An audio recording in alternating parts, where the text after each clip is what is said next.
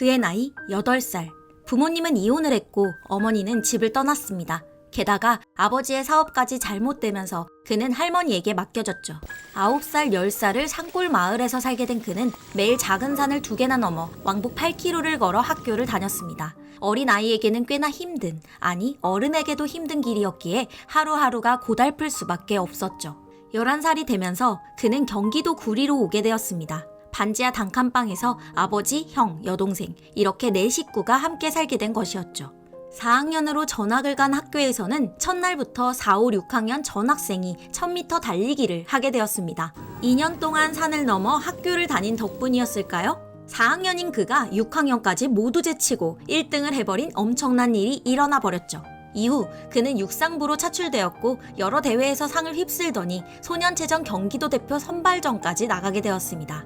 2등까지 하면 대표 선수가 될 수 있었지만 다행히도 그는 3등을 하며 대표 선발전에서 탈락하게 되었는데요. 그리고 얼마 후 서울에 있는 한 초등학교 선생님이 그를 찾아왔습니다. 고 축구팀을 창단하는데 그가 운동에 소질이 있어 보여 스카웃을 하러 온 것이었죠. 그렇게 축구는 운명과도 같이 그에게 찾아온 것이었습니다. 전학을 간 학교는 구리에서 서울까지 버스를 타고 1시간이나 걸렸습니다. 아침 훈련에 늦지 않기 위해서는 새벽 5시에 집을 나서야 했죠. 또한 돈이 없어 문구점에서 파는 비닐 축구화를 그마저도 닳는 것이 아까워 중요한 경기에만 신어야 했음에도 축구를 하는 것이 즐거워 이 모든 것이 힘든지 몰랐다고 합니다. 중학교, 고등학교 때는 합숙 훈련이 많았습니다. 합숙비를 내지 못했던 그는 눈치가 보여 숙소 대신 교실에 책상을 붙여 잠을 자기도 했으며 훈련장에 들어가지 않은 채 괜히 운동장만 돌기도 했죠. 그를 상징하는 황새라는 별명도 사실 이 당시 생긴 것이었는데요. 고2 때 그는 키가 180cm까지 컸지만 제대로 먹지 못해 심하게 마르고 왜소했다고 합니다. 이에 선배들이 다리만 길고 너무 말랐다고 해서 황새라고 부른 것이었죠. 1988년 11월 7일 대학교 2학년이었던 그는 국가대표팀에 깜짝 발탁되었습니다. 청소년 대표로 한 번도 뽑힌 적이 없던 그는 사실상의 무명 선수였기에 그를 선발한 이회택 감독은 수많은 비난을 받아야만 했죠. 사실 이회택 감독은 그가 고등학교에 재학 중인 당시 연습 경기를 자주 가졌던 한양대의 감독이었고 이때부터 그를 눈여겨보고 있었던 것이었는데요. 아무튼 그렇게 대표팀에 선발된 그는 아시안컵에 출전했고 일본과의 경기에서 결승골과 함께 어시스트까지 하나 추가하며 비난 여론을 완전히 잠재워버렸습니다. 여기서 잠시 숨겨진 기록 하나만 소개해드리자면 그는 통산 한일전에 총 4경기에 출전해 5골을 넣어 역대 한일전 최다골 2위의 기록을 가지고 있으며 또한 출전한 모든 경기에서 결승골을 기록한 유일한 선수이기도 합니다. 다시 본론으로 돌아가서 1990년 월드컵 지역 예선에서 그는 6경기에서 7골을 터뜨리며 대한민국의 본선 진출을 이끌었는데요. 비록 본선 무대에서는 3패로 16강 진출에 실패했지만 그는 최순호의 뒤를 잇는 대형 스트라이커로서 큰 주목을 받기 시작했죠. 이후 그는 독일의 레버쿠젠 아마추어 팀에 입단했습니다. 통역도 없었고 직접 밥도 해먹어야 했을 정도로 힘들었지만 17골이나 터뜨리며 좋은 활약을 해냈죠. 덕분에 다음 해인 1992년 그는 분데스리가 2부 리그 팀으로 이적할 수 있었고 개막 후 5경기에 모두 출전해 3골과 3개의 어시스트를 몰아치며 큰 기대를 모았습니다. 하지만 6번째 경기에서 십자인대가 파열되는 큰 부상을 당해버렸고 긴 재활 끝에 돌아왔지만 다시 3경기 만에 무릎 연골이 파열되는 심각한 부상을 당하고 말았죠. 결국 그는 한국으로 돌아와 포항에 입단하게 되는데요. 참고로 당시 입단 비화를 알려드리자면 원래는 드래프트 제도에 따라 전년도 최하위 팀에 가야 했지만 포항이 그를 데려오기 위해 무려 1대8 트레이드를 성사시키며 데려온 것이었죠. 1994년 한국은 기적적으로 월드컵에 진출하게 되었습니다. 그리고 그는 인생 최대의 시련을 맞이하게 되는데요. 1차전 강호 스페인과의 경기에서 서정원의 극적인 동점골로 무승부를 기록하게 된 한국은 16강 진출 가능성이 한층 높아지며 전국민적인 큰 기대를 모으게 되었죠. 그리고 대망의 2차전 볼리비아와의 경기가 열렸고 대한민국 대표팀은 이 경기에서의 승리를 통해 16강 진출 확정을 노렸습니다. 하지만 그는 어떻게 저럴 수가 있나 싶을 정도로 수많은 찬스를 놓쳐버리고 말았죠. 그대로 슈터의 선수 오른발 슛! 네네. 강선홍 선수 오른발 선수가 그 정면 쪽으로 치고 들어가고 있습니다. 그대로 슈팅기 오른발 슛! 떴습니다. 높았습니다. 이 경기로 인해 그는 세상의 모든 욕이란 욕은 다 먹었다고 해도 과언이 아닐 정도로 심한 비난을 받게 되었는데요.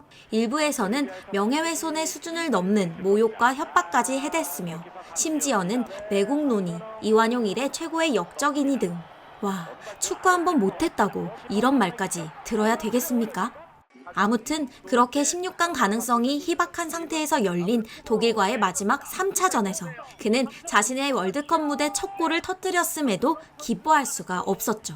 이 경기는 현재 대한민국 대표팀의 감독인 바로 이 선수 클린스만이 2골을 넣는 등 독일이 3대2로 승리했고 결국 한국은 2무 1패로 아쉽게 16강 진출에 실패하고 말았습니다.